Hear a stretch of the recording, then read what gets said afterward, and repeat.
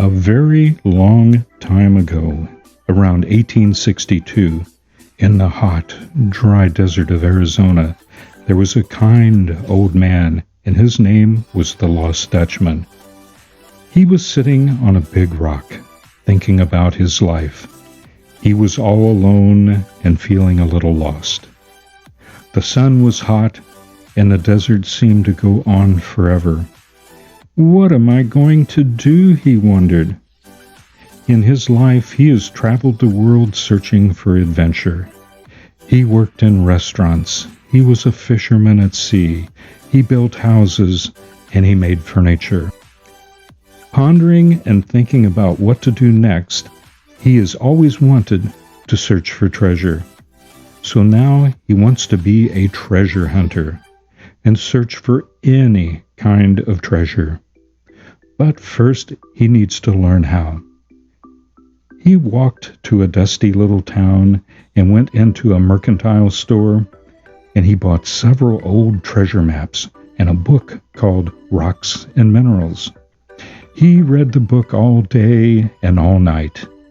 He learned about crystals and minerals and gold, and he said to himself, "These are real treasures." The next morning, with one of these maps in his hand, he looked at the big, tall mountains around, wondering, how am I going to carry all my stuff and the treasure I find? Just then, he met a friendly, trusty mule that somebody didn't want, and he was just wandering, searching around in the desert for a new master. The mule was happy to see Dutch. His name was Old Mule. They instantly became besties. As they walked down an old trail, the Dutchman found a small rock with big, sad eyes. He said, "You're so cute. I'll call you Pebble." And he gave Pebble tiny legs. And from that day on, Pebble became his special pet rock and also his friend. These three friends, the Dutchman, Pebble, and Old Mule, went on a grand adventure for treasure.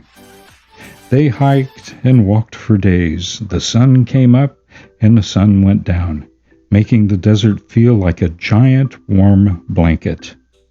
Little Pebble was so excited that he even tried to help them look for treasure. They followed the maps and they searched all over the hills, but they couldn't find any treasures. Their food and water was running out. It was the last piece of bacon and the last can of beans. "Oh no," said the Dutchman. "What will we do?" The sun above was so hot and the air was so dry, then all the water was almost gone. One day, the last few drops of water was finally gone because Pebble needed to cool down. Now, instead of hunting for treasures, they were hunting for water. Down to their last efforts, they were just able to crawl, hoping somewhere to find water. Just in time, they found a beautiful water stream flowing through the desert. They drank and they splashed. Old Mule, he just stood in the water there to cool his feet, and even Pebble felt so refreshed. "It's time to fill the water containers so this never happens again," said the Old Dutchman. That night, the Dutchman, Pebble, and Old Mule snuggled up together in blankets to get a good night's sleep. The next day, they were all refreshed and feeling so good. The Dutchman looked at his last map. I guess X marks the spot," he whispered. They followed the map to a far-away place in the hills, and they could see way up in the distance a glowing spot twinkling on the side of a mountain. "It's a cave. Look, I can see the sparkles inside." The Old Dutchman walked inside. He found beautiful sparkling crystals of every color. But the Dutchman wanted something else. After reading his rocks and mineral book, he knows he must find clear quartz. All these crystals are also in the quartz family, so he knows he is close. He sees purple amethyst and yellow topaz and brown smoky quartz, orange citrine quartz, and rose quartz.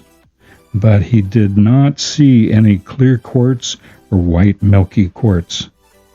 It certainly was a beautiful cave of crystals. He said to himself, "I'm going to collect some of these and decorate my cabin." As he continues down deep into the cave, and way back at the end of the cave, there it was. It was the special clear quartz crystals that his book told him about. It was big, beautiful, clear quartz, and he could even see the gold inside. Woohoo! He finally found it. "I got it! I found gold! Na na na na na na!" he shouted. The Dutchman, Pebble, and the Mule all celebrated. The Dutchman then put up a sign that said, "Lost Dutchman Mine," and the treasure was all his. They all worked together to mine this beautiful gold. He would even take it outside in the sun with a magnifying glass and look at it. The Indian neighbors, in hiding behind rocks, were watching him, and they thought he was one crazy guy. He read more and more in his book, and it was all coming true for him. The Old Dutchman learned how to pan for gold in the river for small gold. He even made a sluice box out of some old boards. It was all working good.